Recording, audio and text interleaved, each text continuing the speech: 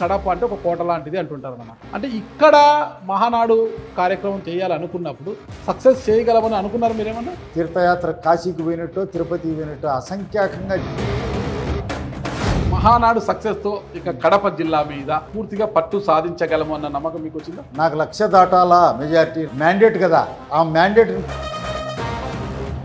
ఇక్కడ మైనింగ్ చేయాలంటే పేర్ల పార్థసారథి సోదరుల యొక్క అనుమతి కావాలి. మైనింగ్ సామ్రాజ్యాన్ని వాళ్ళ చేతుల్లోకి తీసుకొని నడిపిస్తున్నారు అని. అప్పుడెప్పుడో రాజశేఖర రెడ్డి గారి హయాంలో జగన్ గవర్నమెంట్ ఉండేటప్పుడు రౌడీజం చేయకుండా న్యాయబద్ధంగా ప్రజాస్వామ్యబద్ధంగా మీ అన్నదమ్ములు ఇద్దరు కూడా గెలిపించుకోగలరు మీ అభ్యర్థులు.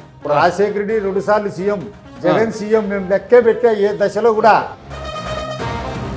రాజశేఖర రెడ్డి గారు కావచ్చు, తర్వాత జగన్మోహన్ రెడ్డి గారు కావచ్చు, తాతను చంపిన వారిపైన ఫోకస్ చేయలేదు కాబట్టే మీరు ఈ రోజు ఈ విధంగా మాట్లాడుతున్నారంటే ఏమంటారు? ఇంకా ఏమన్నా చేయగలిగేది ఉంటే చేసుకోవచ్చు. I'm ready to meet my creator. ఈ అంతరాత్మ సాక్షిగా నీటి సంఘాల ఎన్నికలు ప్రజాస్వామ్యబద్ధంగానే జరిగాయని చెప్తారా? వైఎస్ఆర్సీపీ వాళ్ళు ఒక్కరు వచ్చినారేమని చెప్పండి.